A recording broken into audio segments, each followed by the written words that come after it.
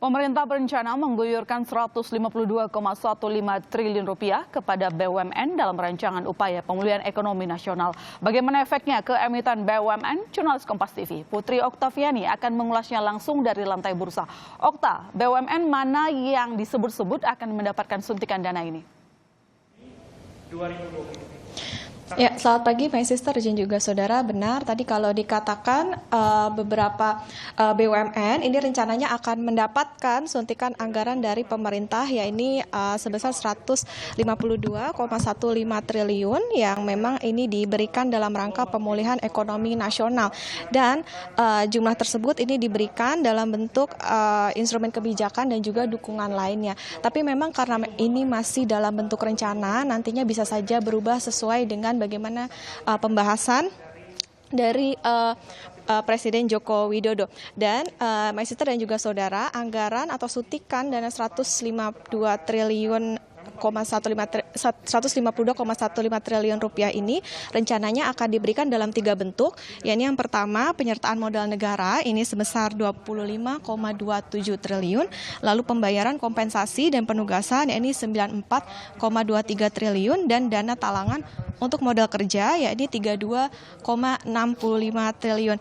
Dan my sister dan juga saudara, ini dana ini memang lebih banyak menyasar ke BUMN non-TBK, tetapi memang ada 2 BUMN yang disebut akan mendapatkan dana ini, yakni Garuda Indonesia atau yang kita kenal dengan kodenya GIAA. Ini rencananya akan mendapatkan suntikan 8,5 triliun, dan juga Krakatau Steel yang akan mendapatkan 3 triliun. Dan ini memang diberikan dalam bentuk dana talangan investasi dan modal kerja. Tapi selain itu memang ada suntikan lain dari suntikan lain untuk BUMN yang diberikan oleh pemerintah, yakni dalam hal kelonggaran pelaporan atau pemberian dividen bagi seluruh BUMN, karena memang kita tahu bahwa di 2020 ini memang karena dengan pandemi virus COVID-19 beberapa BUMN ini terkendala karena belum bisa melakukan rapat dengan pemegang saham, ataupun juga beberapa BUMN ini labanya tergerus akibat terdampak dari pandemi virus COVID-19.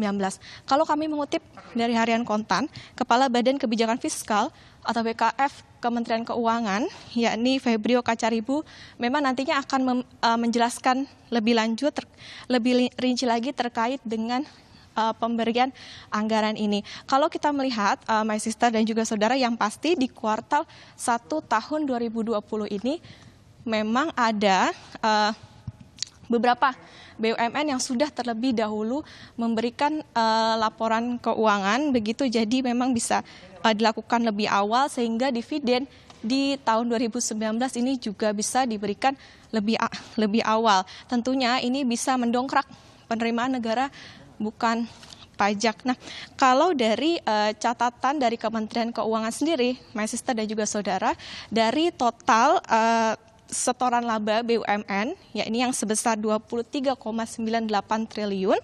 Ini memang dilihat dari laporan per Maret 2020, ada 3 BUMN yang punya porsi terbanyak dalam total anggaran tersebut, dan ini ketiganya adalah perbankan. Yang pertama adalah BRI, yakni 168,20, lalu BMRI 353,34, dan BBNI 206,24. My sister. Ya, baik Okta. Tadi Anda sebutkan bahwa GIAA rencananya akan mendapatkan dana talangan investasi ya dari pemerintah. Sejauh mana nih tambahan dana ini bisa mendongkrak kinerja Garuda? Ya, my sister, betul tadi kalau dikatakan GIAA ini akan mendapatkan suntikan dari pemerintah, karena rencananya GIAA ini akan mendapatkan bailout sebesar 3,4 triliun. Rinciannya diantaranya adalah yang tadi telah disebutkan di poin awal, yakni dari program pemulihan ekonomi nasional ini sebesar 8,5 triliun, dan yang kedua adalah pendanaan semacam PMN ini sebesar 14,9 triliun rupiah. Dan memang bantuan ini diberikan atau bantuan talangan investasi ini diberikan dalam rangka untuk bisa membantu likuiditas Garuda, karena kita tahu bahwa selama masa pandemi COVID-19 ini Garuda sebagai perusahaan penerbangan ini tentunya terdampak dari adanya PSBB maupun juga pandemi COVID-19, di mana ini efeknya memukul industri penerbangan. Selain itu kita juga tahu bahwa GIAA sebelumnya juga menghadapi beberapa permasalahan seperti masalah laporan keuangan, pergantian direksi, dan juga lain-lain. Dan makanya kalau kita lihat GIAA sendiri sebelumnya pernah tembus harga sahamnya itu adalah 600 tapi kemudian terus turun begitu. Dan my sister dan juga saudara, memang kalau dari pihak Garuda sendiri yang kalau kami kutip dari Harian Kontan, yakni Dirut dari GIAA, yakni Irfan Setiaputra, mengatakan bahwa pendanaan kepada GIAA jika memang diberikan, ini bisa dikatakan sebagai suatu hal yang wajar karena pemerintah pun juga punya atau memiliki saham di Garuda. Tapi kemudian kita nantinya akan lihat bagaimana nanti efektivitas dari suntikan dana tersebut kepada GIAA, apakah memang bisa menolong GIAA di tahun ini. Dan kemudian kita akan membahas bagaimana pergerakan IHSG pada pagi hari ini setelah kita tahu bahwa kemarin IHSG ini sempat ditutup di zona merah atau turun sekitar 0,75% ke level 4.554,35. Seperti apa kondisinya pada pagi hari ini? Kita lihat saudara, di papan bisa terlihat memang IHSG ini bergerak di zona merah, dibuka di zona merah ke level 4.546,95 atau turun sekitar 0,17%.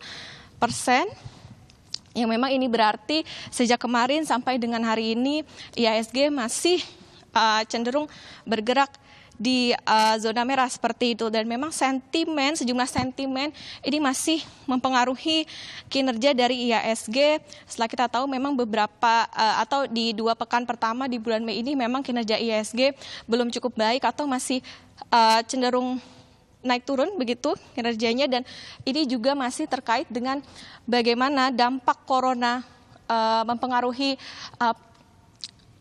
pola pasar melihat. Jadi memang pasar masih wait and see terkait dengan beberapa kebijakan yang dikeluarkan oleh pemerintah terkait dengan pemulihan selama masa pandemi virus COVID-19.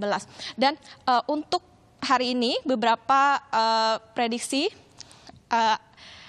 melihat pergerakan IHSG seperti kalau kami kutip, ya ini dari Ahmad Yaki dari BCA Sekuritas. Dia mengatakan proyeksi IHSG akan bergerak di level 4.414 sampai 4.608.